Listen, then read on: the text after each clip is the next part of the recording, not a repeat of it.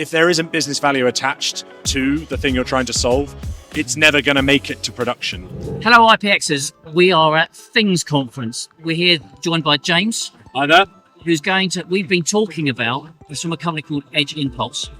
When we've been wandering around the conference, you would think that when we're talking to embedded IoT engineers, their biggest number one issue is how do I technologically solve the problem? That's a natural place for you to go. Over and over and over again, the message that we've been getting when we've been interviewing people is that actually that's the secondary issue. The biggest issue is what's the business case for IoT applications? Now, the thing is, James spends his whole life talking to embedded engineers. The whole point of Edge Impulse is to understand that business case. So we thought we'd spend 5 minutes talking to him about what does that mean to you? How do you interpret that? And why do you think that's that's the primary issue in the world of IoT applications? It's a really interesting question to raise, and thanks for being here. It's really nice to see you again after all these years. But the thing that I always ask my customers when we're looking at a use case is, what is the core business value behind the thing that you're trying to do? And let's look at that first before we dig into the technical solution, because at the core of it, especially at the moment in the current market, if there isn't business value attached to the thing you're trying to solve, it's never going to make it to production. And especially when we're talking about a brand new technology like Edge AI, I think over the past few years, I've seen a bit of a development of the kind of maturity of the technology in the market. And what I generally see is that we're starting to get to the point where we're getting over that crest, where there are people who are actually trying to deploy this in the field. Earlier in the stages of Edge AI, I think a lot of people were experimenting or proving feasibility. And at that point, you do want to focus on technology. That's like technology scouting. Because otherwise it won't happen. Otherwise it won't happen. If the tech isn't there, you can't do it. But now there's a confidence, and especially with partners like Edge Impulse, that these embedded engineers know that the problem can be solved. So actually, the sensible thing to do is not to go gung-ho and solve the problem with the technology that's right in front of you, but to think back and go, okay, what is the problem I'm solving? What value is it going to bring to my customer? And then let's talk to a partner. Let's go, okay, and talk to an expert and see, okay, what are the technical solutions that will get us there quickest? Because, value to the customer is also only really valuable if you can deliver it quickly and pretty cheaply and in high quality. Yeah. So when you wander around a conference like this, you obviously talk about applications all the time. Yeah. You may not necessarily, but when we're asking questions. So, intelligent buildings, transport, intelligent agriculture, applications like that. Where have you seen or where have you seen the whole idea of Edge AI actually supporting that business case? Because obviously the technology does have to support the business case for there to be a business case. So where have you where is it in other words, I think the question I'm asking is, what are the parameters by which you would advise, because everybody's business situation is different, but what would be the parameters that you would say, or you would advise to say, in order for a business case to work, these are 2 or 3 parameters in your experience or in your opinion, because none of it will be... It's not blanket, it never is. It never is. But what would you say in your experience would be those parameters? So I think the thing I always look for is the end user. You go to the end user of a system and you say, okay, what is their pain?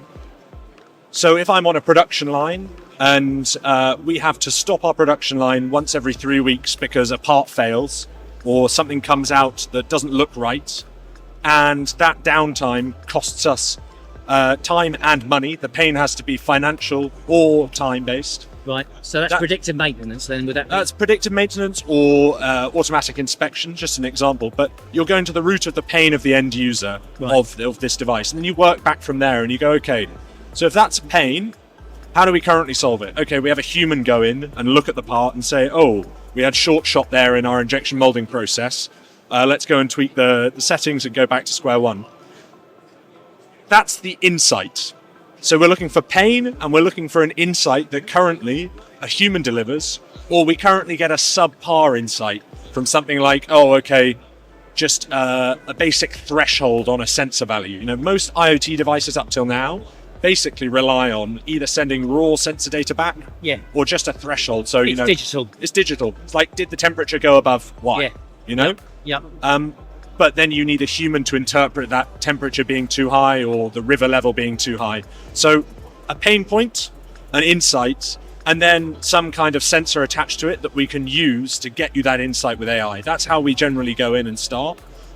Because if you have those three things together, you have value, you're solving a pain point, you have a current system that is inefficient, the insight coming from a human or coming from a threshold, and then you have a technical implementation, which is through Edge AI using sensors. Right.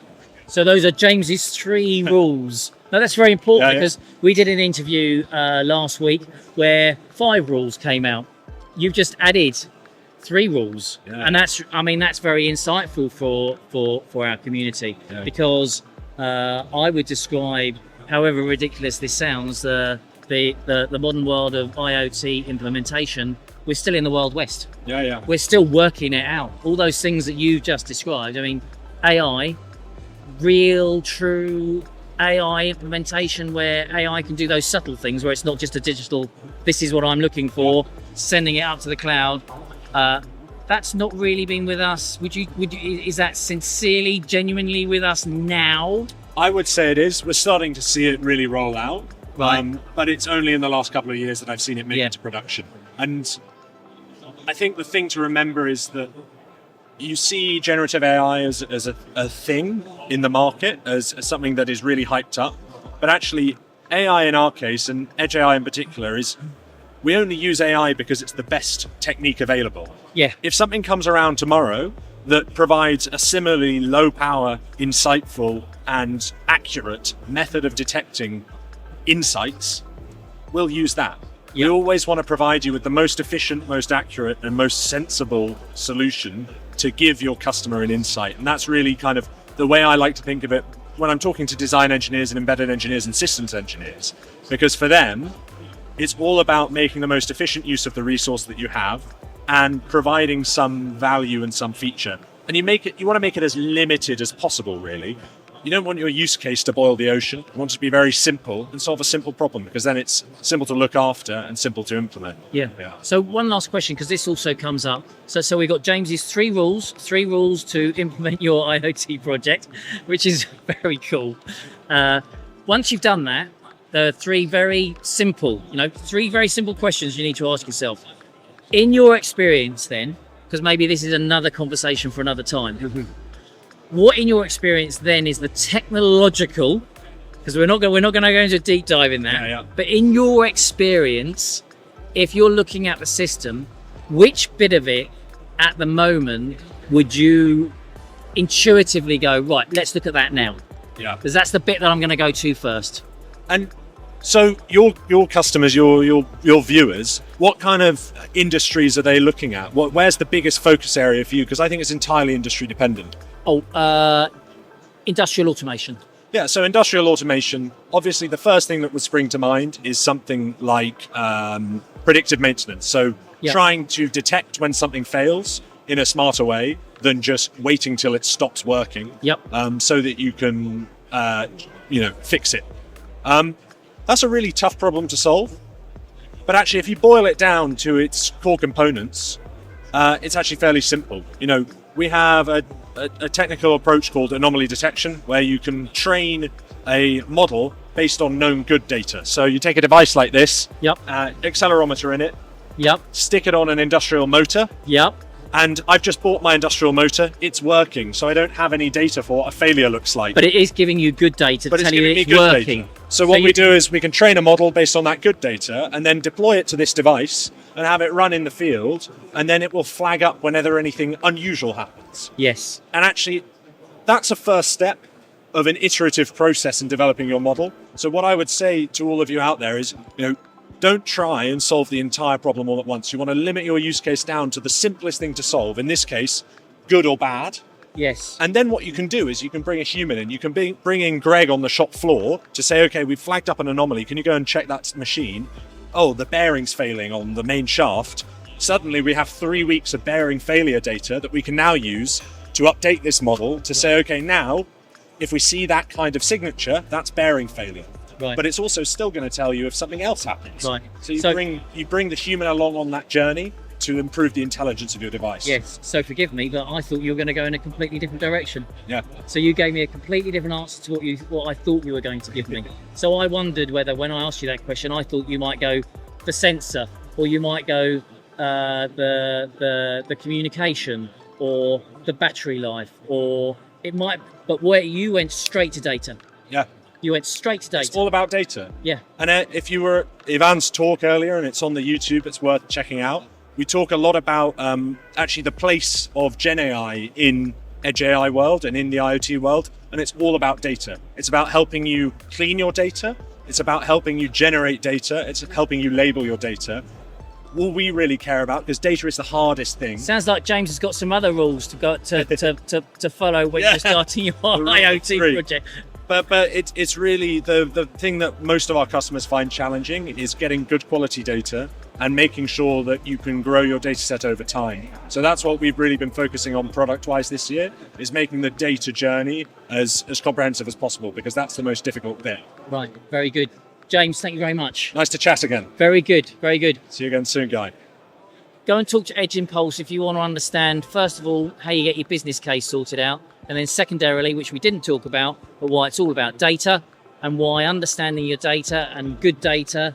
And there were two other things that you said, that there was three sort of things that you said. Can you just repeat them quickly? So good quality data, yes. well-labeled data. Well-labeled data. And potentially also synthetic data. Synthetic data. I'm not sure what synthetic data is, but I'm sure James in a future podcast can tell us all about that too. Absolutely. Thank you. All right, it's been a pleasure. Hey, yo, where my engineers at?